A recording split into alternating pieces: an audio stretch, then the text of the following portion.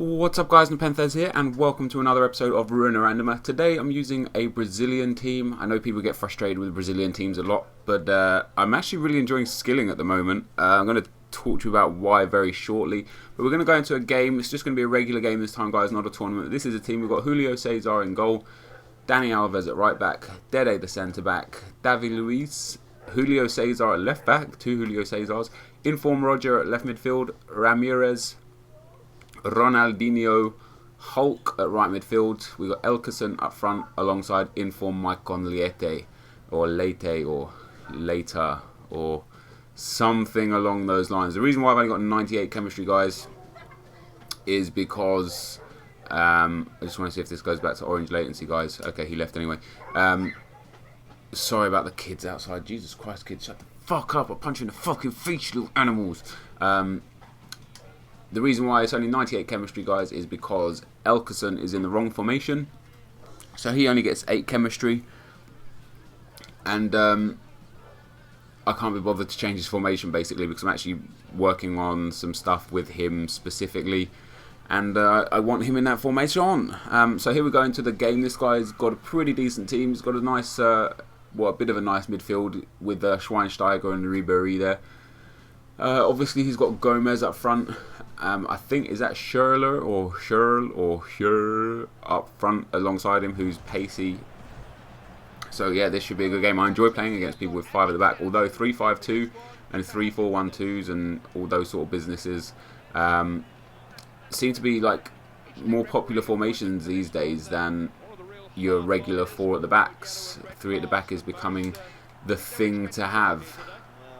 Oh, that was terrible. So yeah, skilling guys.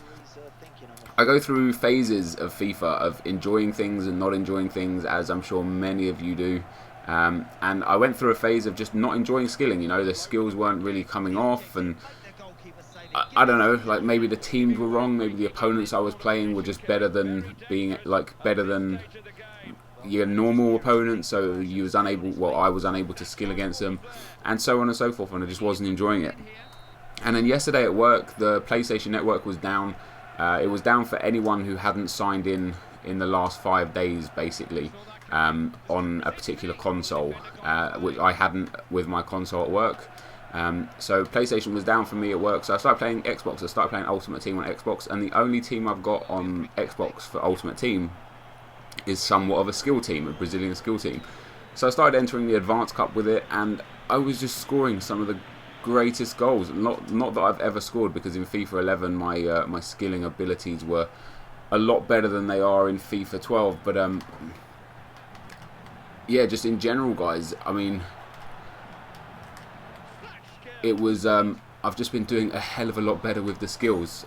I say as I fail hard there, but yeah, I'm actually enjoying trying to score skill goals again, which is a bit different for me. Because usually I score a skill goal and I'm just like, I actually get overly critical of myself with skill goals, because you know, when I started skilling, when I started doing YouTube and started making montages, the sort of skills that I did were good for that time. It sounds crazy because it's only like one game ago, FIFA 11. But if I would do like a skill montage, it would be good. But if you went back and looked at that same skill montage now, you'd be like, Jesus, Nep, these goals are shocking.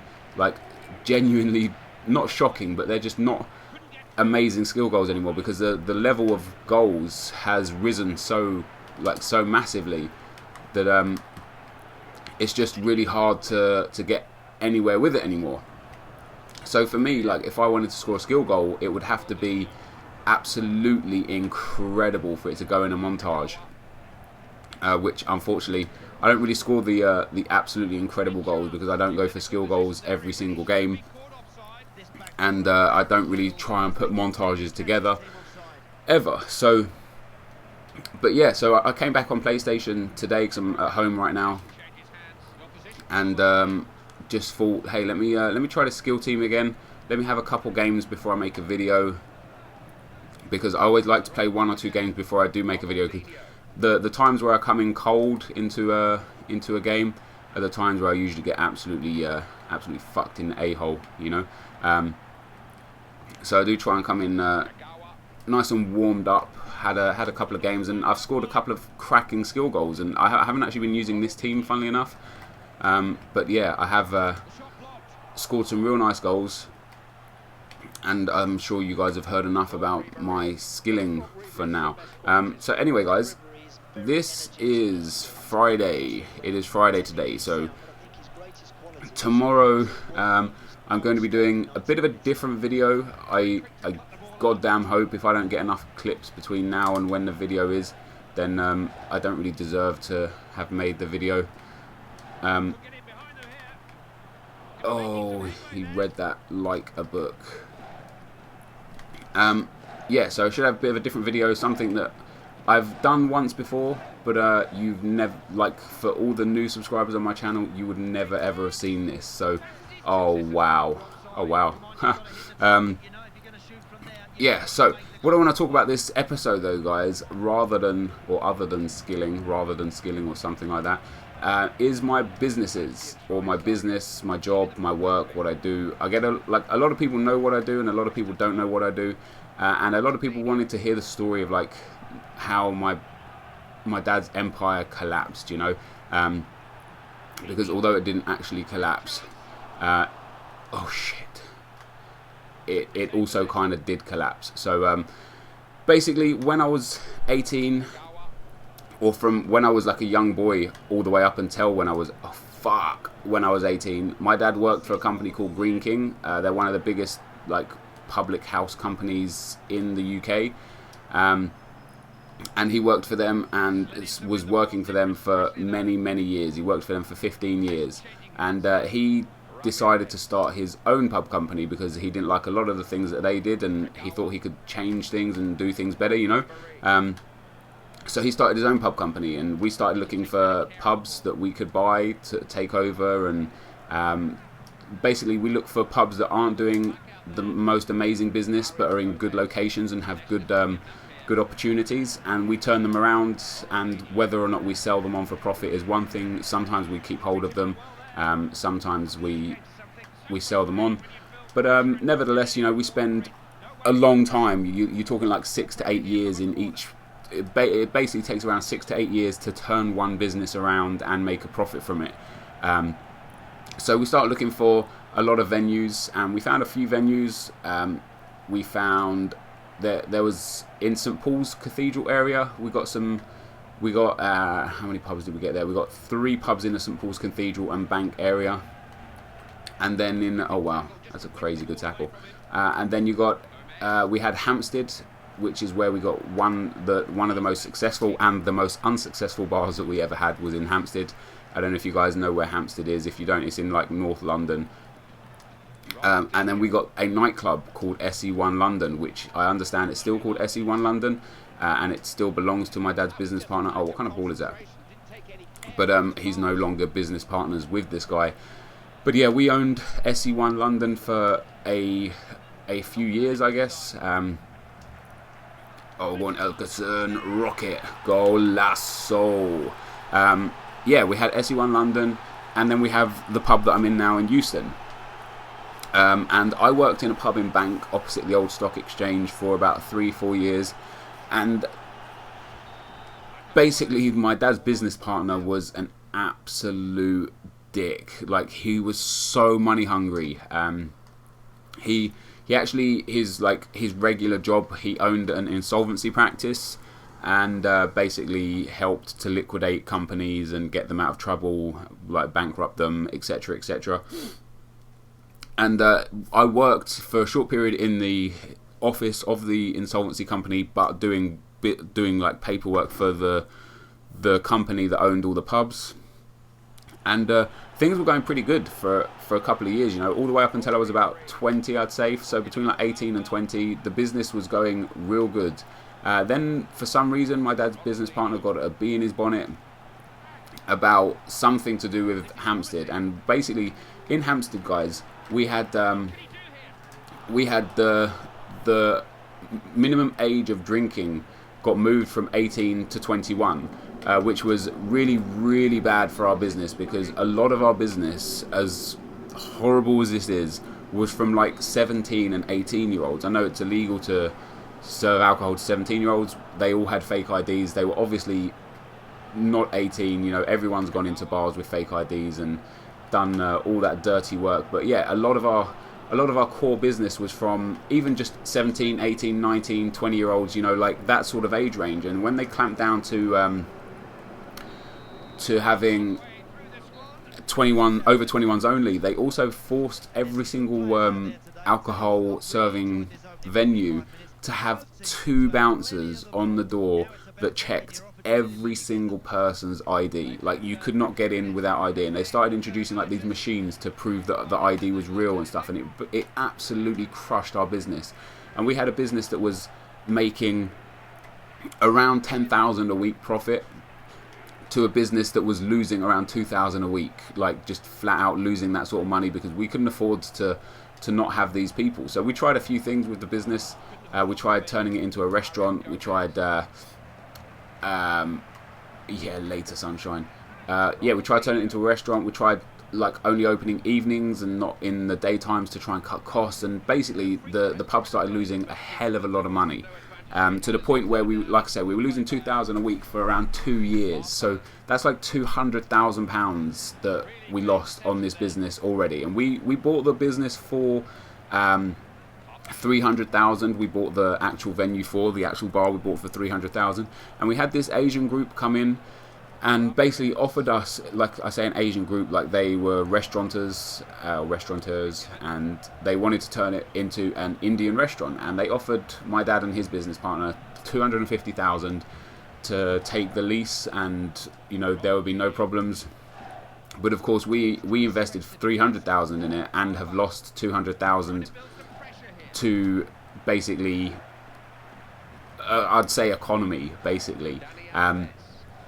And my dad's business partner was adamant that he wanted the 300,000 for this venue, whilst my dad was more than happy to take the $250,000 that was offered and just be done with it. You know, be on your way. There's no point squabbling over 50,000 when we're losing 2,000 a week, because if we don't get somebody else to come and offer 300,000, it only takes like, what is that, 50,000? It only takes like 25 weeks of nobody else coming to look at it or coming to buy it before we've even lost that 50,000 that we would have just not had, you know. So basically, good save, Julio says. Basically, we didn't end up selling the business at all. My dad's business partner just ruined everything pretty much. And in the end, come on, Hulk. Last ditch tackle for the win. In the end, we actually had to give the keys back to the landlord because the business was making so little profit that, or no profit at all. It was like just not even making enough money to pay wages, to pay bills, to pay anything. So we started getting bailiffs in, you know, and all the other businesses we had were making good money and they were supporting the bar in Hampstead. But that's not what business is about, you know. You cut your losses of your dead weight, and you got to go and make sure you get the you got to make sure you just get rid of what's bad and keep what's good and build a business. So basically, in the end, we gave the keys back to the landlord. We made not a single penny from selling it, where we could have made £250,000. And after this, my dad's business partner started getting like really, really antsy with everything. Like every business we had, he started trying to control. Like, he wasn't a pub manager, he wasn't a bar owner, he had no idea the best ways to run a pub. That's a fantastic tackle. But he had this little like rug rat, his right hand man, that basically started coming in and dictating to us, like a family that's been running pubs their whole lives, how we should run the other businesses, because some of them weren't making great money, but all of them were turning a small profit at least. Some of them were making good money, some of them were making great money, and some of them weren't making great money, you know. And he tried to start changing things for the companies that were making good money, like for no good reason. Like, it would come in and it'd just like be like, right, we're going to hang these pictures on the wall, and just stupid shit like that. And it was just like, dude, like, you've got no right to be in here, you don't know how to run a pub, like, basically get out, you know. Oh wow, I'd be frustrated if that was me, because that was a fantastic tackle and he's got a red card for that. But yeah, guys, so basically this guy started trying to change things. My dad and his business partner fell out, like, massively, and then in the end my dad's actually sued his business partner for loss of, like, a lot of revenue and stuff. But now all we have left, I say, oh, I thought that was in. All we have left, I say, like, all we have left, like, this bad thing. Like, we still got the pub in Euston, which is a fantastic pub. Like, it honestly is. Oh, come on, man. Come on, girl. Yeah, basically, we got the pub left in Euston, and now my dad doesn't have that business partner anymore. He now has a business partner who is just a silent business partner. He's absolutely awesome, and basically, he bailed my dad out of a hole. My dad was in a position where, to get rid of his old business partner, he had to find £500,000 to buy him out, essentially, and we just didn't have that kind of money after the money that we lost in, you know, the other pubs and stuff. So yeah, my dad's current business partner, who's been very good friends with my dad for many years, basically put up the cash for like a percentage of the business, and every year my dad buys back 10% of that business until it will eventually all be his. Yeah, like, we're at the end of that now, basically. So the end of this year, my dad is sole owner of the business again, and you know, it makes good money. Like, at the moment though, we've actually just bought another pub with the silent business partner again. My dad wants to keep him involved because, you know, he helped my dad out in a position where we was at make or break. You know, like, I literally might not be sitting here right now if this guy didn't, like, help my dad out. If this guy didn't invest £500,000 into my dad, which is a lot of money, even for like a good friend, you know, it's still a lot of money. If this guy didn't invest that money into my dad, like, we would have ended up losing the pub, and God knows what I'd be doing with my life right now. You know, you never know though. Like, it could have actually worked out differently for the better, to the point where I was doing my own thing a lot earlier, and you know, do you know what I mean? Whatever would have happened could have. Oh, that would have been a nice goal. Could have worked out a lot better, but it is what it is right now. Jesus Christ, sound like Cal Freezy there. And this is where I'm at right now. And for those of you that want to know, like, a lot of people ask, like, what do I do, and what, like, is it my business and stuff? It is my business. I've spent the last, like, 8 years at this pub, 7 years. Oh, that's a cracking finish. Weak foot volley, Mike on Lete. This is my pub, you know. I've spent a long time here, working my arse to the bone to get this pub, like, successful. And now it is successful. I'm starting to reap the benefits a little bit more. Like, I'm having a lot more time off because I've got a great team of staff, and the pub is, like, pretty much at its peak in terms of business. So what I used to do, guys, I used to, like, literally be on the bar, manning the pub, you know, managing the pub, doing what a good manager should do. But now I employ people as managers because, well, I say I employ people, one of them is my brother, but I basically employ people to run the pub for me, and they just consult with me when I have issues or whatever, and I get them to do what they should do, which is why when I say to you guys, like, I can play FIFA at work and I run a pub, I guess I don't really run a pub, I guess I own a pub. And in my office at work is one of the things, like, you know, as long as I'm sitting there at work, I'm all good.